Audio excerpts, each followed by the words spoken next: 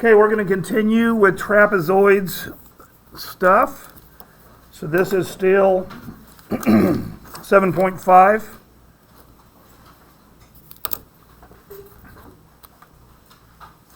And the mouse is not working. Do the thing you're supposed to do, mouse.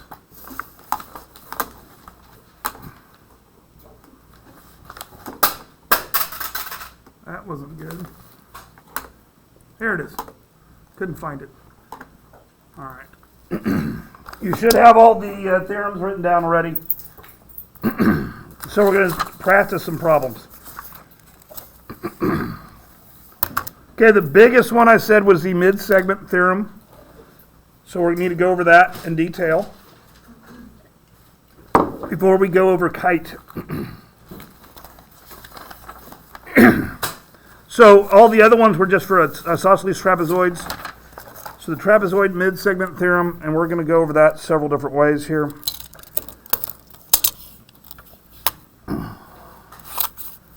And so we've done something like the mid-segment before. Mid-segment makes me think of midpoint. And so mid-segment kind of works like a midpoint. So when we talk about mid-segments, we need to be in the screen here. Basically, this point right here is the midpoint between of this line right here. And this one would be the midpoint of this line. Okay? So those are aspects of it.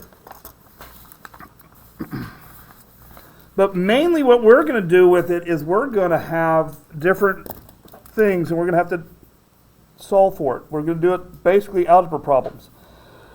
So if I call this 12 and I call this 20, and so like 12 inches, 20 inches, what is going to be this? What is x going to be?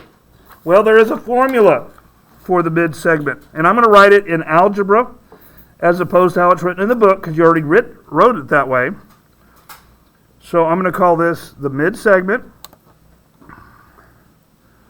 is going to equal 1/2 base 1 plus base 2. And you can't see that. So we're going to need to get this fixed a little bit so we can get it all in the screen. All right. The mid-segment is going to equal 1/2. So basically what this is it's the average of the bases. The mid-segment is the average of the bases. And just to remind you where we have seen this before, the area of a trapezoid is 1/2 base 1 plus base 2 times height. Okay? In our class, we're going to actually get to this later, but you would have done this in pre-algebra, which you guys took probably either in 8th grade or 7th grade, right? You would have done that. But we'll get to this later, but this, basically what this is and what this is the average of the two bases. So let's look at this particular problem, make sure we can get it right. It's 1/2 the mid-segment, or x in this case, 1/2 base 1 plus base 2. Does it matter the order? No. It does not. You can add in any order, it won't change the value. Okay, I don't actually do what they say. I don't like to multiply by 1/2. I would rather do this.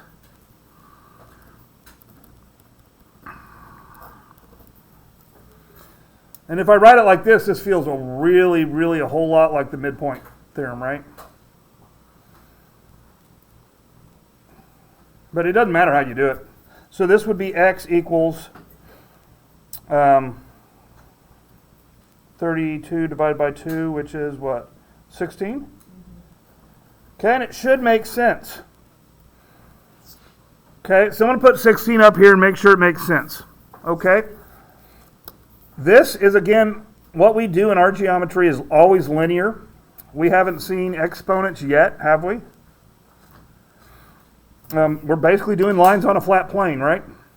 So this is linear, so it should form a linear pattern. Let's see if it does. 12 plus 4 is 16. plus 4 is 20. Okay? So that, I can't make that one hard. I mean, I guess I could, instead of having x, I could make it x plus 12, so you have to do more work. This is where it gets harder. And I don't know why I'm freehanding this trapezoid, but we'll make the other half better. Okay, I need a mid-segment. And they're going to have letters and stuff. They'll put it like A, B, that's not an A, C, D, E, F. And they'll say stuff like FC is the mid-segment. Something like that. I'm going to give this the value of 4. I'm going to give this the value of 9. And I'm going to say, what's this? Excuse me. I'm going to show you both ways to do it. I'm going to show you the way by pattern, kind of the geometric way. I'm going to show you the algebra way. And actually, I shouldn't call it a geometric way because it technically is an algebraic sequence. But that is not the point I'm trying to make. It's kind of in geometry, a lot of times we'll use a pattern as opposed to just formulas. So this is how you do it. So the mid-segment is known. So I do mid-segment equals 1/2 base 1. Well, I know what base 1 is. So 4 plus base 2. I don't know what that is. Okay. And again, I'm going to show you a trick that we're going to start using a lot next semester. I don't really like fractions. I don't want to distribute a fraction. I am allowed to do this right off the bat.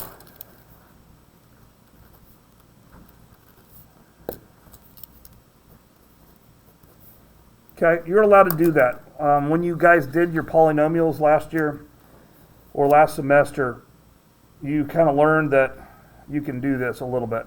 And if you don't know that, that's fine. Do it however you want to.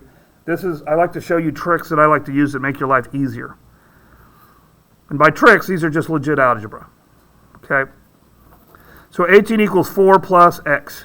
And so I just subtract 4, 14 equals x, x equals 14. All right, that's one way to do it. That's not how I do it at all. I don't like doing it that way.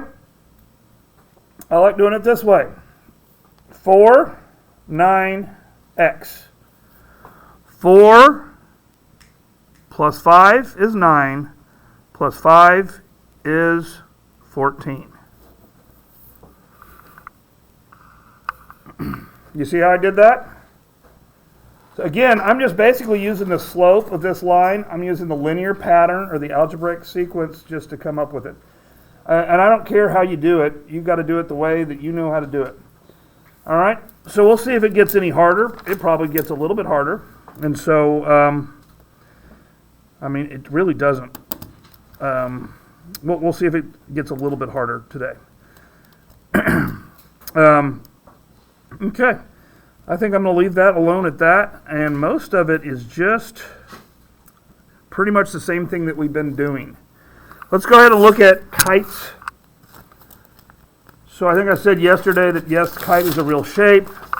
The flying kite came before the shape kite. And so let's look at the kite stuff. And there's not a lot.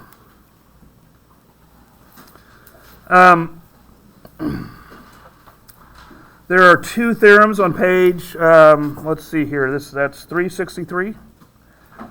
So let's go ahead and get the definition of a kite. So we want to get the definition, and there's two theorems, and then let's get that done real quick, and then I'll talk about it.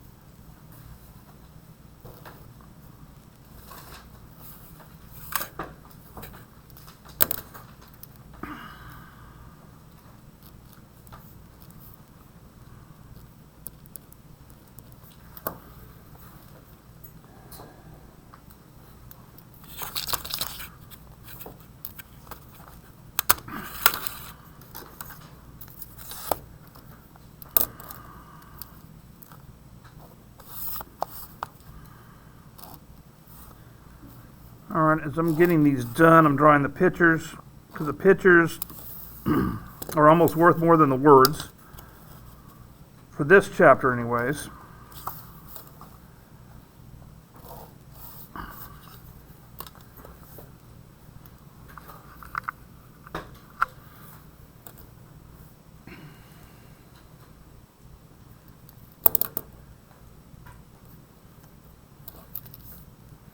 I don't know I drew the diagonals for the second one. I guess this gives you more time to look at it. I'll use that one for something else later. Like an example of how the homework will be. I forget this one doesn't need diagonals.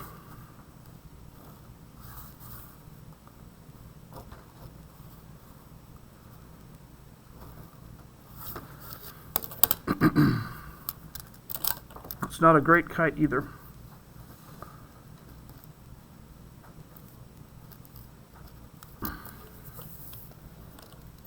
Okay, as you're writing down the first theorem, the first one's kite diagonal theorem.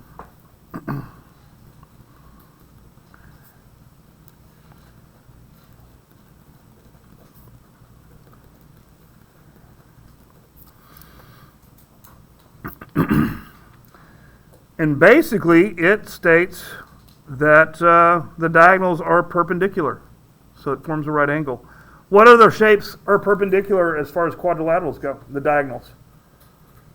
It's kites and rhombuses and squares, right? Okay. How many parallel sides are on a kite? 0. 0 parallel sides. Okay, the definition is a quadrilateral that has 2 pairs of consecutive congruent sides.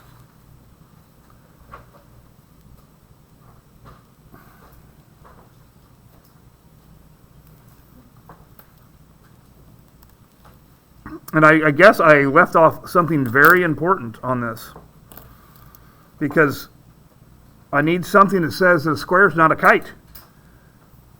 And so I did congruent sides. I forgot to add on my definition, and this is important, but opposite sides are not congruent. I'm out of room, so I'll just put that. Okay. So basically this side and this side are never going to be congruent. This side and this side are, this side and this side are. The second theorem basically states it's the kite opposite angle theorem.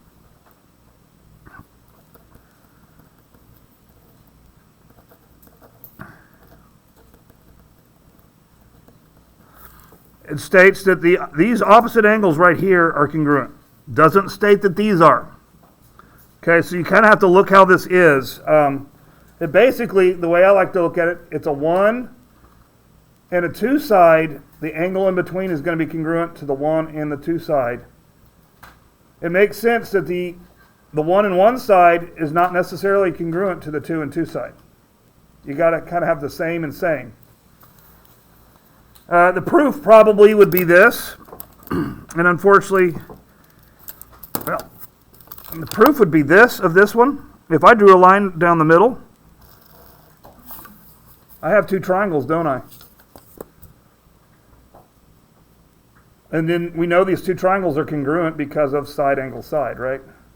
That's the proof. We just did that proof real quick. I just drew a line. And that's not a very difficult one, but that's why it works like that. So that's a kite. There's not a lot to the kites that we have to teach. That's pretty much it. We're going to basically do the same thing that we've been doing with kites. They're just going to, give you some information like,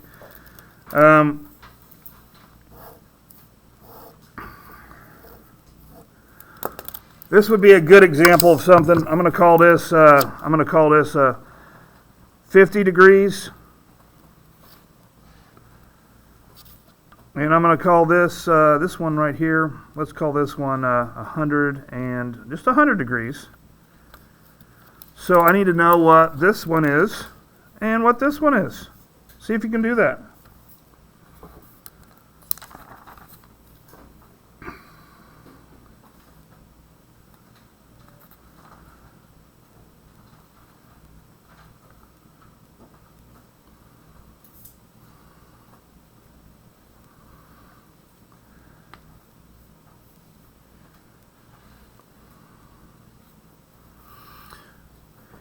All right, what's x?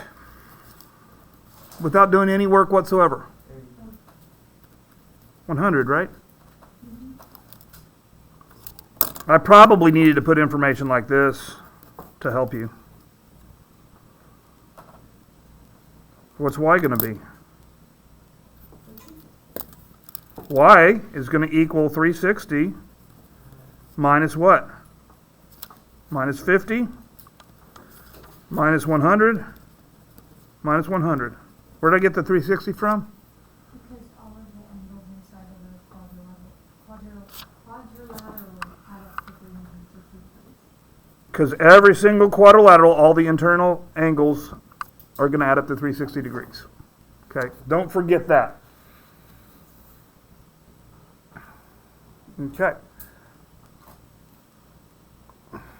So really the only thing to me that's going to be super hard with this, and maybe not super hard, is we are going to have to do stuff with the trapezoid mid-segment that are going to have like 3x plus 1 instead of just an x. So if we need to go over them, we will. But other than that, I'm going to go ahead and shut this down, and I'm going to give you your assignment.